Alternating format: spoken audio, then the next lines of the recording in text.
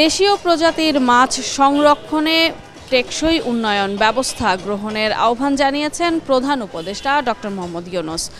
গতকাল জাতীয় মৎস্য সপ্তাহ উদ্বোধন করে তিনি বলেন, সমুদ্রে থাকা অবহেলিত মৎস্য সম্পদ সংরক্ষণে জরুরি উদ্যোগ নিতে হবে। তবে এইসব বিষয়ে কি ভাবছেন সাধারণ মানুষ, এ নিয়েই আমাদের কথার আজকের আয়োজন।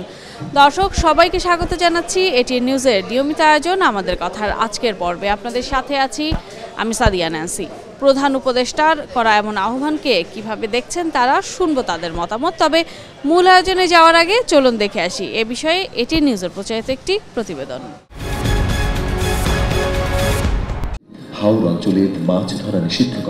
গত কয়েক দশকে হারিয়ে গেছে শতাধিক প্রজাতির দেশীয় মাছ। মিঠা পানির উৎস কমে যাওয়া, অবাধে মাছের রেণু ধ্বংস এবং অপরিকল্পিত ব্যবস্থাপনার কারণে ঝুঁকিতে দেশীয় আরও 100-রও বেশি প্রজাতি। এই অবস্থায় সোমবার থেকে সারা দেশে শুরু হয়েছে জাতীয় মৎস্য সপ্তাহ 2025।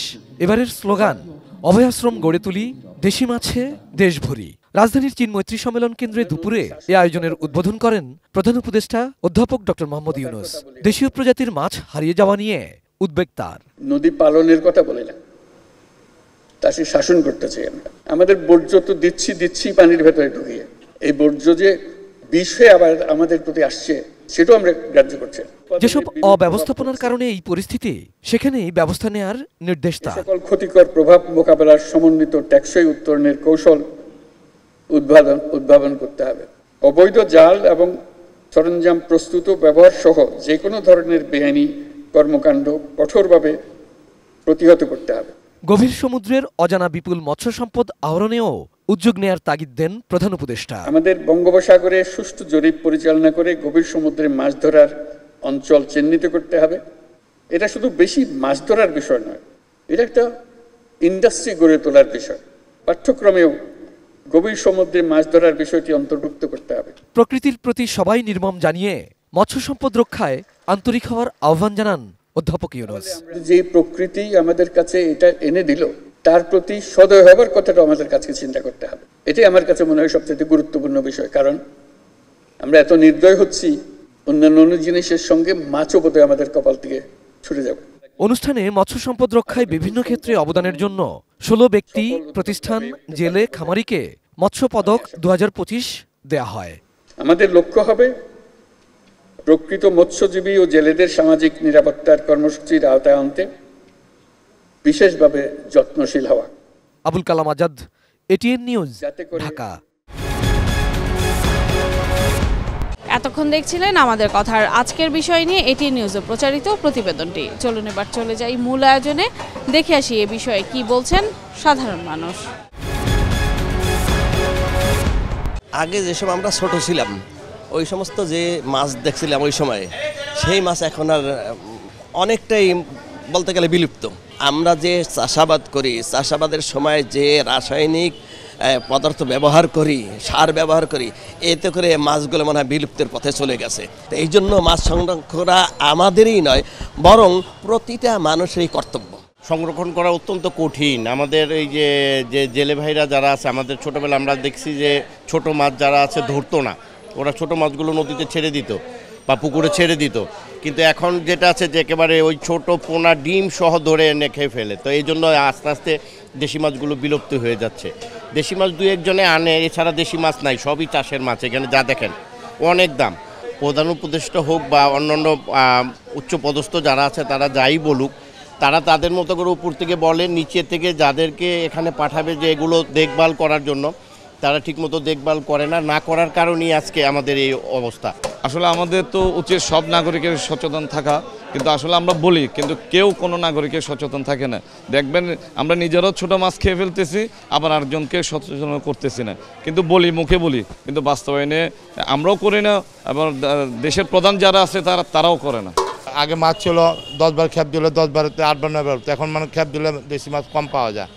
এই জন্য চাষের মাছ মনে করেন বাজারে থাকে, আর কিছু দেশি মাছ থাকে, দাম অনেক চড়া। একসময় বাজারগুলোতে প্রচুর পরিমাণে দেশীয় মাছ দেখা গেলেও বর্তমানে তা দেখা যাচ্ছে না। নদী ও জলাশয় দূষণ, কীটনাশকের অতিরিক্ত ব্যবহার, মাছ ধরার ক্ষেত্রে নিষিদ্ধ সরঞ্জাম ব্যবহার, খাল বিল ইজারা ইত্যাদি নানাবিধ কারণে ধ্বংস হচ্ছে মাছের প্রাকৃতিক আবাসস্থল। এতে হুমকির মুখে আছে প্রায় 100-র বেশি দেশীয় প্রজাতির মাছ। আমন্ত্রণ জানাচ্ছি এটিএন নিউজের নিয়মিত আয়োজন আমাদের কথা অনুষ্ঠানে। সাথে আছি আমি বিল্লাল ঢালি। দেশীয় প্রজাতির মাছ রক্ষায় প্রধান উপদেষ্টার আহ্বান, কি বলছে সাধারণ মানুষ, শুনবো তাদের কথা। পদক্ষেপ নিতে হবে, সরকার পদক্ষেপ নিতে হবে কীভাবে এগুলি সংরক্ষণ করা যায়, কীভাবে এগুলি উৎপাদন করা যায়, তাইলে এগুলি হয়তো ভবিষ্যতে আস্তে আস্তে আবার, আর যদি এভাবে মারতে থাকে তাহলে চলতেই থাকবে। কই মাছ, শিং মাছ, মাগুর মাছ এগুলি বিলে যথেষ্ট পাইতাম, এখন ওই সেই বিলও জীবিত নাই। গ্রাম অঞ্চলের সম্পূর্ণ খালগুলো সব যার যার অনুযায়ী, যার যার সাইড অনুযায়ী খালগুলো কি হইতেছে মানে বন্ধ হয়ে যাইতেছে, যার যার দখল হয়ে যাইতেছে। পানি নামার জন্য ব্যবস্থা নাই। মাছ চাষের জন্য যেখানে আমাদের নদীর সাথে একটা বিলের সাথে একটা কানেক্ট ছিল, এগুলো সব বন্ধ হয়ে যাইতেছে। কর্তৃপক্ষ, বিশেষ করে আমাদের প্রশাসন যারা, তারা যদি এগুলো একটু কেয়ার করে যে পুকুর, নালা, ঝিল এগুলো অবৈধভাবে যে ভরাট না হয়, বালু ধারা, এটা একটু যদি টেক কেয়ার করে আমার মনে হয় এগুলো সম্ভব। সরকারিভাবে আপনার দেশীয় মাছ কিভাবে এটাকে সংরক্ষণ করা যায়, কিভাবে এটার উৎপাদন বাড়ানো যায়, এই ব্যাপারে চিন্তাভাবনা করা উচিত আর কি। চায়না দুয়ারি যে চাই রয়েছে কিংবা যে মশারির জাল রয়েছে, এই ধরনের জাল মাছের রেণু সহ কিন্তু মেরে ফেলছে। তো আমরা যদি দেশীয় প্রজাতির মাছ রক্ষা করতে চাই তাহলে কিন্তু আমাদের সকলকেই কিন্তু আসলে আরও সচেতন হওয়া লাগবে। একই সাথে আমাদের যে কৃষি কাজ করতে যেই ধরনের আমরা কীটনাশক ব্যবহার করি তা কিন্তু আরও ব্যবহার বৃদ্ধি প্রয়োগ করা লাগবে আরও সচেতনভাবে, নয়তো কিন্তু আসলে এই দেশীয় প্রজাতির মাছ এখন বাজারে যা দেখতে পাচ্ছি আসলে অদূর ভবিষ্যতে আমাদের পরবর্তী প্রজন্ম কিন্তু তাও দেখতে পাবে না। দর্শক, এটিএন নিউজের নিয়মিত আয়োজন আমাদের কথার আজকের বিষয় দেশি মাছ রক্ষায় আহ্বান প্রধান উপদেষ্টার। মুন্সিগঞ্জ থেকে সঙ্গে আছি আমি ভবতোষ চৌধুরী নূপুর।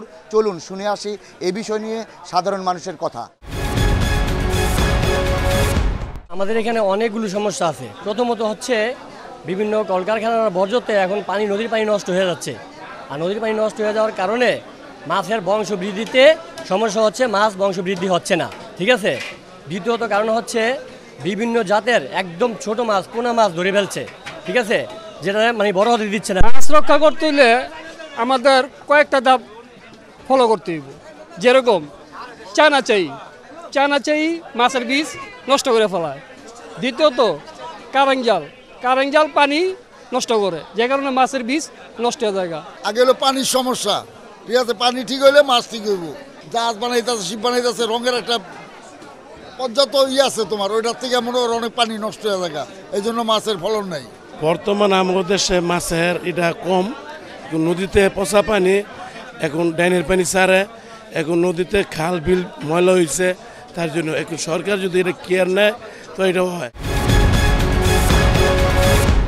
এতক্ষণ দেখছিলেন সাধারণ মানুষের ভাবনা, আর এরই সাথে শেষ করছি আমাদের কথার আজকের আয়োজন। দেখা হবে অন্য কোনো দিন অন্য কোনো গুরুত্বপূর্ণ বিষয় নিয়ে।